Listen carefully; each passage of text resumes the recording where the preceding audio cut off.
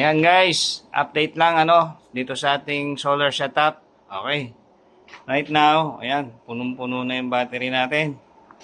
Tapos may load tayo dito na eto, ayan, 1.67 kilowatt.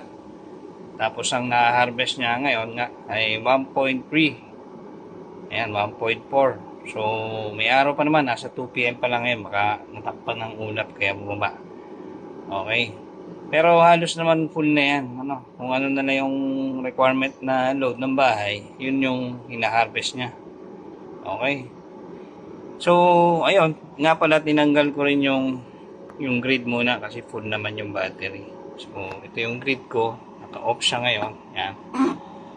Okay. So, ano yung load nitong 1.67 kilowatt guys? So, punta natin sa loob.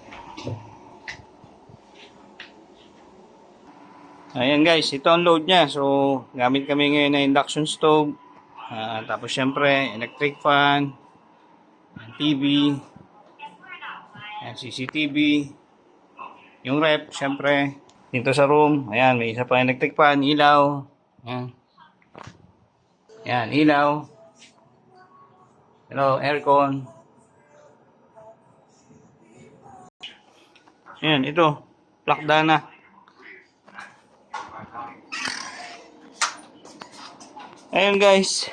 So kanina umabot pa yan ng nasa 2.5 kilowatt yung load kasi sabay-sabay yung turbo, yung washing machine, yung pump, yung aircon.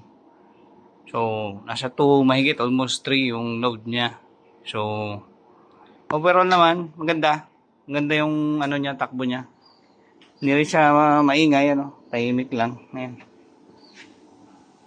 So, sa mga may ganitong setup, okay, paki-comment nyo lang kung ano yung experience nyo rin, Ayun lang muna guys. Thank you and have a good day.